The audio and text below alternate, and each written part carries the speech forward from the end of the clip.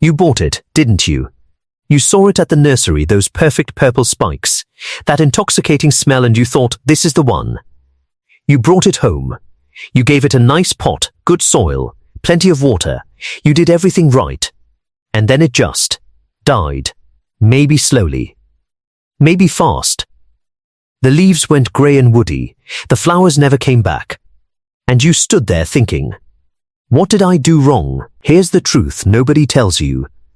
You probably did exactly what the internet told you to do.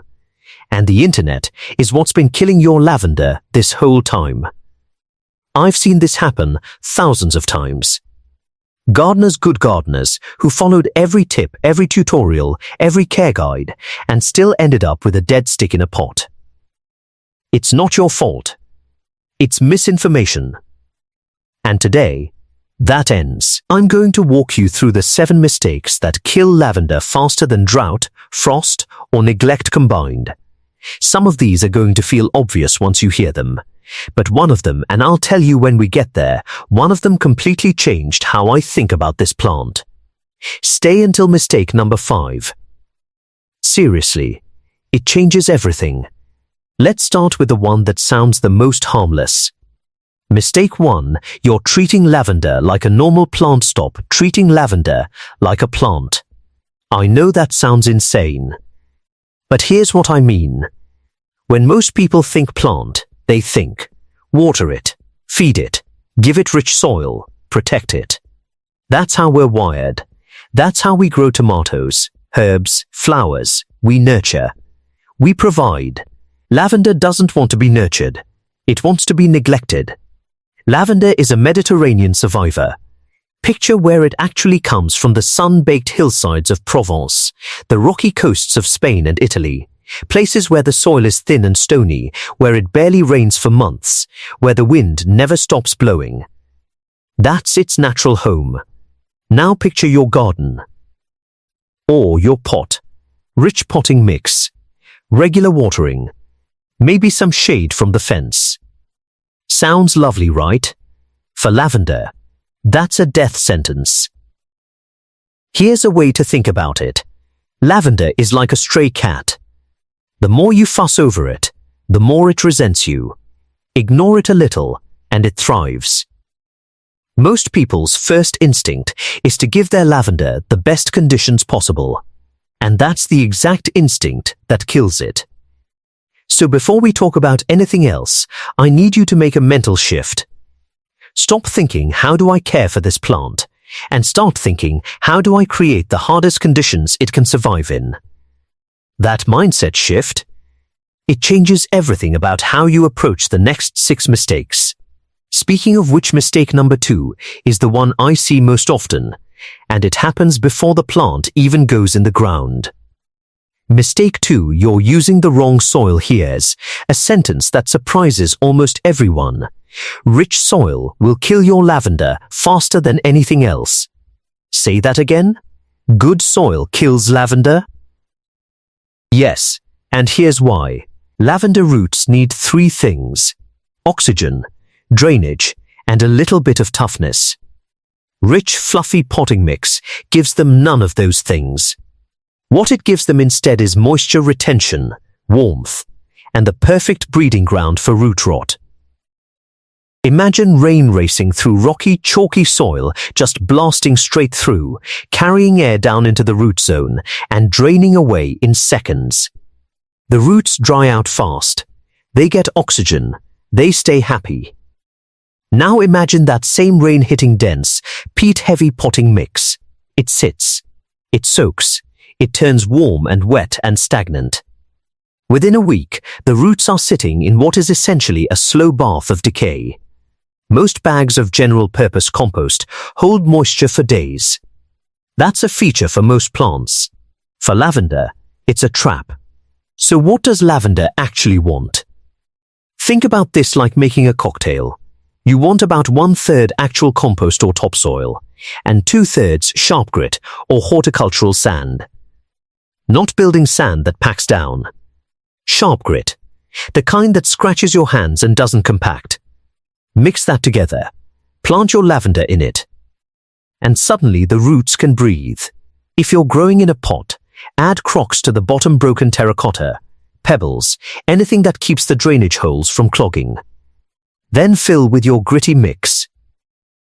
Lavender planted in gritty, fast-draining soil looks almost alive in a different way. The color gets stronger, the stems get woodier and more upright. It stops looking like a struggling houseplant and starts looking like what it was born to be, a wild, tough, wind-blown survivor. But here's the cruel irony. Even if your soil is perfect, most people then do something that undoes all of it. And it happens every single week. Mistake 3: you're watering it too much. This is the big one. This mistake alone kills more lavender than everything else on this list put together. I know. You love your plant. You want it to be happy. So you water it.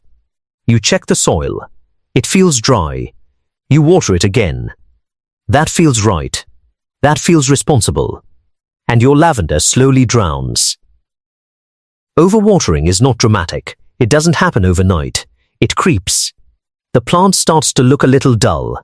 The leaves go from silver green to a washed-out gray. The stems start to rot at the base. You might not even notice it until you pick the plant up and the whole thing just lifts free from the soil, the roots completely dissolved. Root rot is invisible until it's too late. That's what makes it so deadly. Here's the rule that actually works. Water your lavender when the soil is completely dry, and then when you water it, really water it. Soak it through. Then walk away, and don't water it again until the soil is bone dry again. In a pot, that might be once every 10 days in summer. In the ground, established lavender in the UK or Northern Europe can genuinely survive on rainfall alone. Think of lavender like a camel. It doesn't want constant little sips. It wants a real drink, followed by a long dry stretch where it toughens up and waits. If you're in a rainy climate, the best thing you can do is grow it in a pot. That way, you control the drainage completely. In a garden bed, raise it slightly lavender on a little mound, a few inches higher than the surrounding soil, so water runs away from the roots rather than pooling around them. The goal is this: your lavender should look slightly thirsty most of the time. That's normal. That's healthy. The moment it starts looking like a lush, well-watered ornamental shrub, something has gone wrong. But water isn't the only thing people overdo. Mistake number 4 is something almost every beginner does in the spring, thinking they're helping. And it slowly weakens the plant every single season. Mistake 4: you're feeding it. Nobody talks about this. Every plant advice you've ever read tells you to feed your plants. Fertilize in spring, top dress with compost, give it nutrients. And for most plants, that's exactly right. But lavender? Feeding lavender is like giving a marathon runner a giant plate of pasta the morning of a race. It sounds like a good idea. It's actually a disaster. When you give lavender nitrogen-rich fertilizer or plant it in compost-heavy soil, you get what looks like amazing growth. Lush, big dark green leaves. Loads of bushy new shoots. You think, this is incredible, it loves it. And then, no flowers, or the flowers are sparse and weak. The stems go limp and floppy. The plant starts looking like a shrub instead of lavender. And it becomes far more vulnerable to disease. Here's the science in one sentence. Nitrogen promotes leafy, vegetative growth. Lavender doesn't want to grow more leaves. It wants to stress itself into producing flowers. Nutrient-poor soil triggers that stress response. Rich soil switches it off. This is why lavender planted in gravel paths often looks incredible. Gravel beds are essentially nutrient-free. The lavender is basically fighting to survive, and it responds by flowering itself into a spectacle. So the rule is, never fertilize lavender. Not in spring. Not ever. If you're planting in a container, use a soil-free, gritty mix with zero added fertilizer. If your lavender is in the ground and looking too lush, consider digging it up and replanting it somewhere harsher. Less is more. Poor conditions equal more flowers. This is the upside-down logic of lavender. Now, we've talked about water, soil, and feeding. But here's what nobody tells you about pruning. And this is where so many established lavender plants go wrong. Mistake 5: you're pruning it wrong or not at all. This is the one. The mistake I promised you at the start. The one that changes everything. Here it is. Most lavender that dies in years 2 or 3 doesn't die from disease or drought or neglect. It dies from not being pruned. Let that sit for a second. You can do everything else, right perfect drainage, right soil, barely any water, and your plant will still turn woody and dead looking within a few years if you don't prune it correctly. Every time. Without fail. Here's why. Lavender produces new growth from green, young wood. The old woody base of the plant, the brown, thick stems near the ground, cannot produce new shoots. It's dead wood. If the plant spends all its energy pushing through that dead zone, it slowly becomes a hollow ring of dead stems with a few struggling green shoots on the outside. It looks like a firework that's already gone off. And then it collapses. Pruning prevents that. But the timing and method matter enormously. Rule 1. Never cut into old wood, ever. You will see that advice everywhere, and it is completely true. If you cut back to the brown woody base, the stem will not regrow. It's gone. So only ever cut back through the green, flexible new growth, the part that still bends without snapping. Rule 2. Prune twice a year. Once in late summer, right after the flowers fade. Cut back by about 1/3 firm and confident, like you're giving it a real haircut, not trimming split ends. Then again in early spring, a lighter tidy up to shape the plant before new growth starts. Think of it like this. Imagine the plant as a fist. You want to keep that fist tight and compact. Every time you let a season go without pruning, the fist opens up a little. A few more years, and it's wide open, a sprawling woody mess with no life left in the center. But prune it well, it tightens, it thickens. New green shoots push from every cut. And come summer, the whole plant erupts in flowers. I've seen neglected lavender that looked completely dead, gray and leafless come back to life after one correct pruning. Not always, but often enough that it's always worth trying before you give up. Now, soil, water, feeding, pruning, we've covered the fundamentals. Mistake number 6 is one almost every beginner makes when they first buy their plant, and it sets up every other problem from day one. Mistake 6: you're planting it in the wrong place. Lavender is obsessed with sunlight. Not just it likes sun. I mean it physiologically requires full unobstructed sun for at least 6 to 8 hours a day. Any less than that, and something quietly breaks inside the plant. The stems stretch and weaken as they try to reach the light, a process called etiolation. The color goes pale, the flowering becomes sparse, and the plant becomes susceptible to every fungal issue that loves damp, shaded conditions. People plant lavender in partial shade all the time. Sometimes because that's the only spot they have.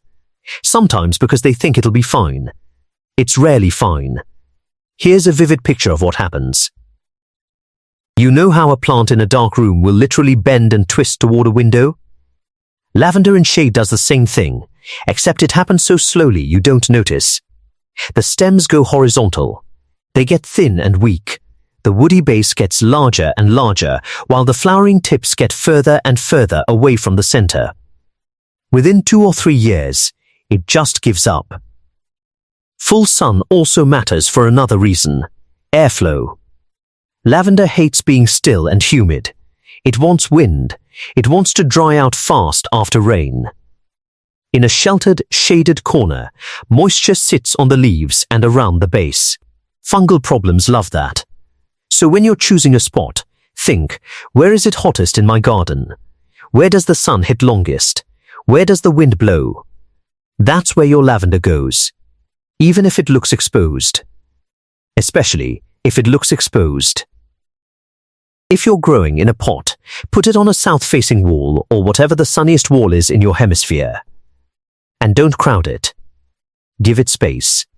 A pot on its own in full sun will perform infinitely better than the same plant crammed in between other pots in a shaded corner. One more thing about placement that connects to the final mistake, and this one catches out even experienced gardeners. Mistake 7, you're buying the wrong lavender. All lavender is not the same. This sounds obvious, but the implications catch almost everyone out. There are hundreds of lavender varieties, and the one you buy at a supermarket or grab from a bargain bin at a garden center might be completely wrong for your climate, your soil, or your intended use. Let's break it down quickly. English lavender Lavandula angustifolia is the hardiest. It tolerates cold winters, survives frost, comes back year after year in a temperate climate, and produces the classic, intensely fragrant flower. If you're in the UK, Northern Europe, or anywhere with real winters, this is almost always what you want. Hidcote, Munstead, Vera, these are the varieties that last. French lavender Lavandula stochas is the one with the little ears on top, like a rabbit. It looks exotic. It flowers earlier. And it will die in a hard frost.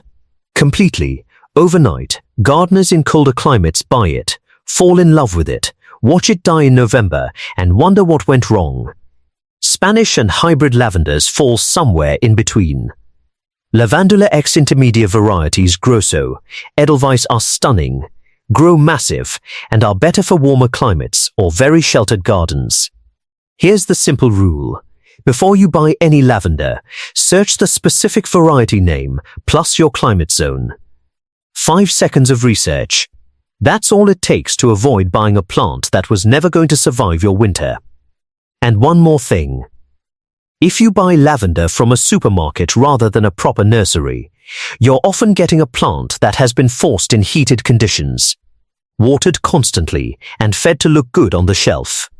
It has no resilience. It's been pampered its whole short life. Planting it outside is a shock it often can't survive. Go to an actual nursery. Buy a slightly scruffier, slightly smaller plant that's been hardened off properly. It will outlast the glossy supermarket version by years. Before you go soul, let's bring this together. You've got 7 things now. 7 specific, fixable mistakes that have been quietly killing lavender for gardeners everywhere. You know that lavender wants neglect, not nurturing. You know it needs gritty, fast draining, almost poor soil. You know to water it deeply but rarely, and only when the soil is bone dry. You know never to feed it. You know to prune it twice a year, firmly, but always staying in the green growth. You know it needs the hottest, sunniest, most exposed spot you can give it. And you know that variety choice matters, that one small label on a pot can make the difference between a thriving perennial and a plant that dies every winter. Here's the amazing thing. Lavender, when grown right, is one of the toughest, most rewarding plants you can grow. It lives for decades. It spreads into enormous, fragrant clouds of purple. It needs almost no maintenance once established. It handles drought that would kill half your garden. You don't need a green thumb.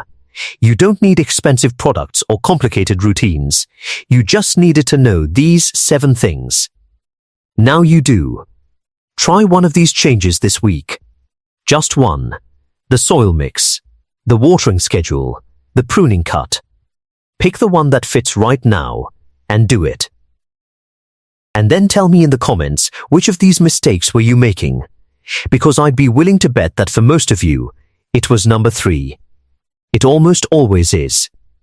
If this video helped, you know what to do. And if you want to go deeper, the specific pruning method I use to bring near dead lavender back to life is something I'll be covering in detail very soon. Don't miss it.